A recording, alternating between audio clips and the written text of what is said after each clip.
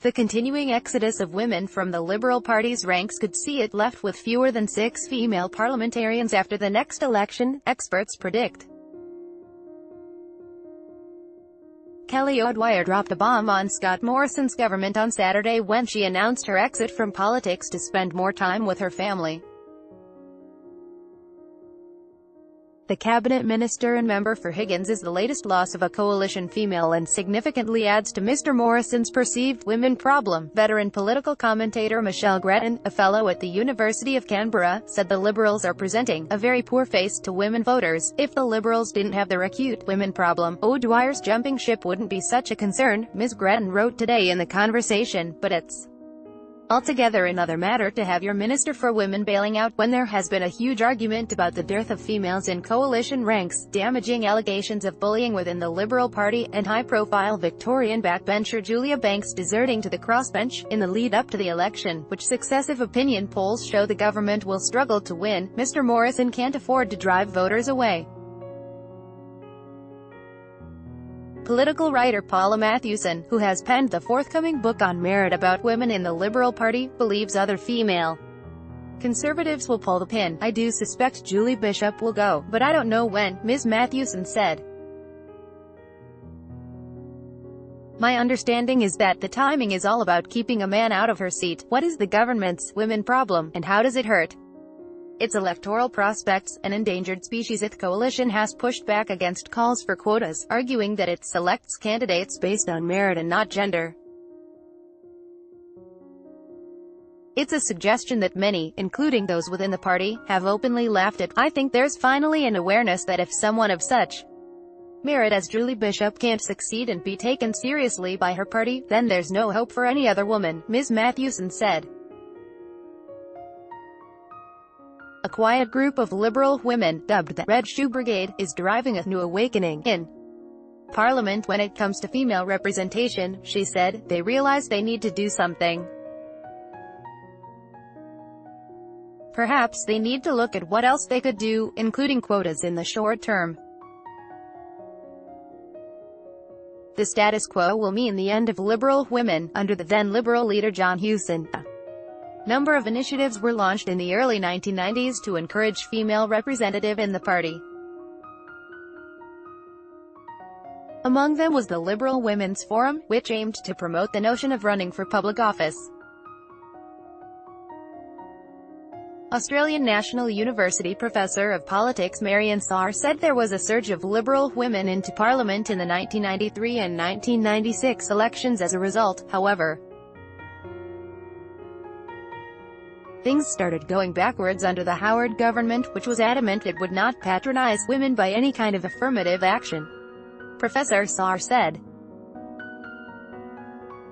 Now, just 1/5 of coalition politicians are female, compared to 48% of Labour MPs. Related story, Julie Bishop delivers her most powerful speech yet, revealing the pain felt in recent months. Ms. Matthewson said the number of women in the Liberals remained somewhat steady until recently. The number of women and the proportion of Liberal women in the Parliament hasn't changed from the Howard Yards until recently. It's always been about 20 in the House of Representatives, but it's now 12, she said, and after the next election, it has the potential to drop to 6 or perhaps even less. We talk about the heyday when a pile of Liberal women were elected in 1993 and 1996. There was an influx. They've all gone now. A vote lose damage of the government's women problem is far from merely superficial, with Ms. Matthewson believing it will drive voters away. Voters in the general can see that the Liberal Party having almost entirely men is not a good thing. They can see the macho culture that exists, the bullying allegations, cried Kelly, saying women should roll with the punches. People don't respond to that. Voters want to vote for a party that at least understands their issues, she said. If a party has next to no women, 6, as it may have after the next election, it will not be able to understand women and women's issues. Over the past decade, a gender gap has been growing when it comes to Liberal Party voters, Ms. Matthewson said. Female voters are moving away from voting Conservative. There's a gender gap. More men are voting for the Liberal Party than women, and that gap is growing. The Liberal Party has been slow to address its female representation issue and ignored the risk it poses, she said. Women make up 50.7% of the Australian population, yet just under a third of the federal parliament, La Trobe University Associate Professor of Politics Andrea Carson said. About 1 in 5 federal coalition MPs is female. Mr. Morrison's government has failed to shake off perceived women problem, with the PM only increasing the number of female cabinet ministers by 1 during his reshuffle. This suggests a significant problem for conservative women entering politics. Associate Professor Carson said. The sudden removal of Julie Bishop as deputy Liberal leader also added damage to the coalition's image of having a problem with women. For the past 12 months, pundits have discussed the coalition's women problem after frontbencher Jane Prentice was ousted by a male pre-selection challenger, and a similar coup saw Ansud Malis walk away. Allegations of vile bullying of Liberal women during the leadership coup last year were hugely damaging and prompted the exit of Julia Banks. She announced she would not contest the next election and then quit the Liberal Party altogether to sit on the crossbench as an independent. Ms. Bishop has spoken publicly on numerous occasions about the behavior of men in Canberra and said much of what she'd witnessed wouldn't fly in the corporate world. There is mounting speculation that she too will walk away from politics, said to be disillusioned with her party's increasing conservative shift. A spokesperson for Ms. Bishop told news.com.au that she would run again. I am pre-selected as the member for Curtin and it is my intention to run, Ms. Bishop said in a brief statement. Laughable claims in an appearance on ABC Breakfast Today. Liberal Senator Jane Hume dismissed suggestions that her party has a women problem. The coalition has done more to progress the causes of women in the last 5 years than, I think, any government in the last 30, Ms. Hume said. Ms. Mathewson said Mr. Morrison had brought in a number of moderate women to ministerial and junior ministerial positions, and then promptly shut them down. Those who insist the party doesn't have a women problem can't seriously believe it, she said. If you look at the women who are speaking and saying that, have a ministerial or junior ministerial role. They're being wheeled out basically to sprout the party line.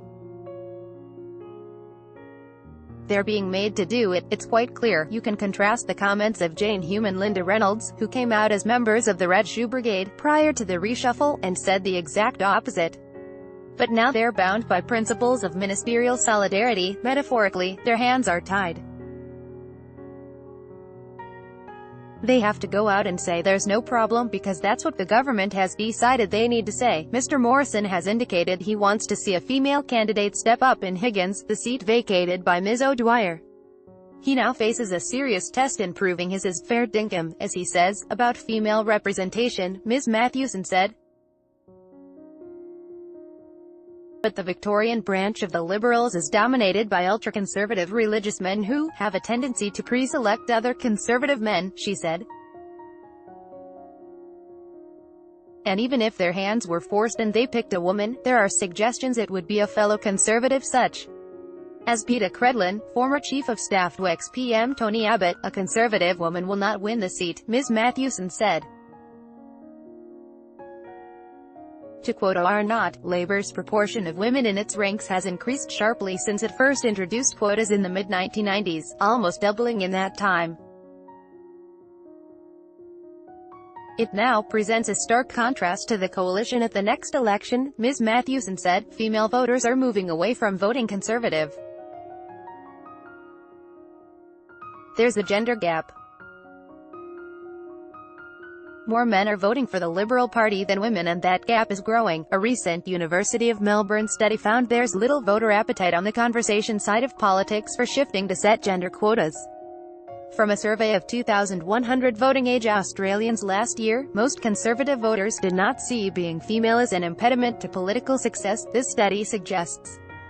The coalition parties have little incentive to introduce gender quotas when their voters do not see any reason for them.